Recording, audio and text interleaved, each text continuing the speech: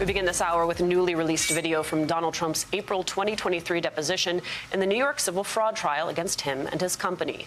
During the interview, Trump not only bragged about his finances and his brand, but also claimed his presidency saved the planet from a, quote, nuclear holocaust. So you were too busy for the company? In a way, Back yeah. to the form. Yeah, I think you could say it. It's another way of saying it. I was very busy. I considered this the most important job in the world, saving millions of lives. I think you would have had nuclear holocaust if I didn't deal with North Korea. I think you would have had a nuclear war if I weren't elected. And I think you might have a nuclear war now, if you want to know the truth. The first time I saw that clip, what came to mind, Simone, is how we often talk about how what he says in a courtroom is not a legal strategy, it is a political strategy. Yeah, and I mean, we were there. People can't forget that we were there. We all lived through the Trump years. I know some people like to block it out, but I remember the chaos and the frenzy of trying to take a nap at 5 or 6 p.m. on a Friday, and you're waking up and, oh my goodness, what did Donald Trump tweet? And so again, I tweeted yesterday, I said, or whatever we're calling it now on the site formerly known as Twitter.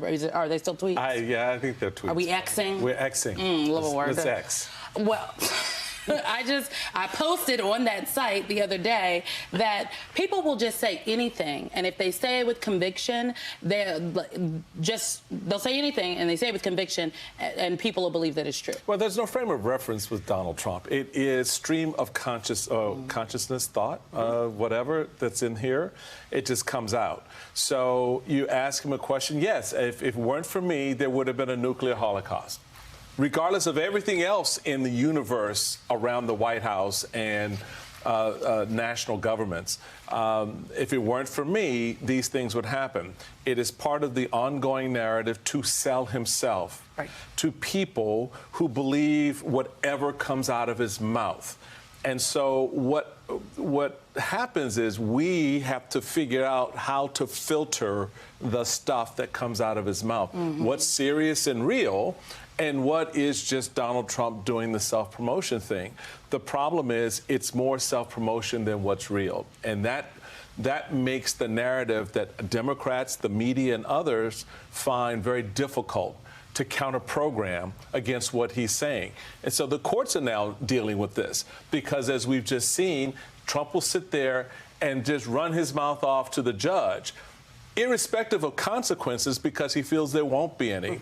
And it's the campaign platform where there generally aren't any consequences for going out with the hot rhetoric. Well, there haven't been any for Donald Trump. I mean, the most he has been is fined by a judge. And the question I have is, will they ever get their money?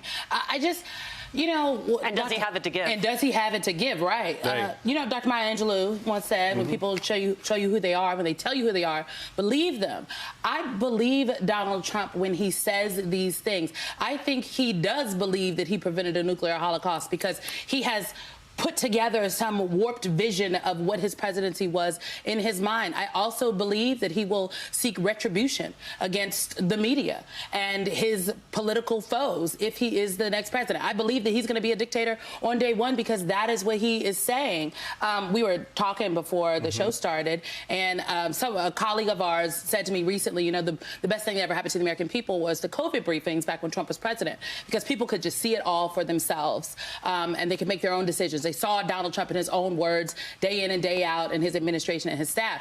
I think one of the things that the media apparatus has wrestled with is just how to, do you platform him? Do you not? Like, how to put guardrails around it? And right now it's kind of like see no evil, hear no evil where Donald Trump is concerned and the things that he's saying, because if you're not watching his rallies or watching Fox News, you don't see the insane things that he has said. You know, if people didn't wake up at 8 o'clock right away, they didn't see this video that we played at the deposition. I just think it's really important that people hear what he is saying. The other thing that struck me from this deposition video was the extent to which he continues to think of himself as a consumer brand, a name that can be slapped onto a suit tie, a name that can be slapped onto a building, when at this point the reality is the man has become a political brand, and a political brand is much more complicated than a consumer brand.